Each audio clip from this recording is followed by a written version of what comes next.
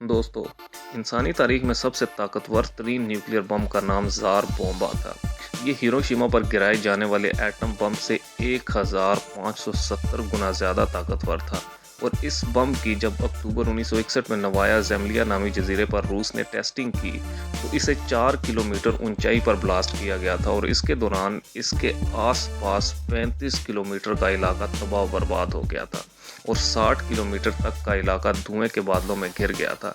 अगर आप कभी चांद को तबाह करना चाहें तो ऐसे 570 अरब बमों की ज़रूरत पड़ेगी, वरना चांद पर इक्का दुक्का न्यूक्लियर बम फटने से पैदा होने वाली चमक भी ज़मीन पर नहीं देखी जा सकती। इस ज़िमन में अगला सवाल ये पैदा होता है कि अगर किसी कुदरती सानहे में हमारा चांद ना रहे तो ज़मीन पर मौजूद ज़िंदगी पर क्या असर पड़ेगा।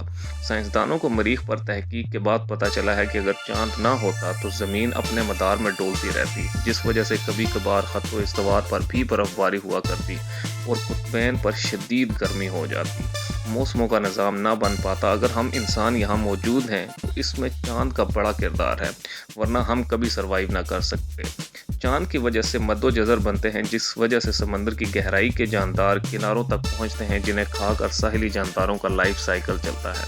अगर चांद गायब हो जाए तो साहिली जानदार मर जाएंगे, जिसका कहीं ना कहीं इंसानों समेत पूरी दुनिया पर असर पड़ेगा, क्योंकि हम सब जानदार एक दूसरे से फूड चेन की लड़ी में जुड़े हुए हैं।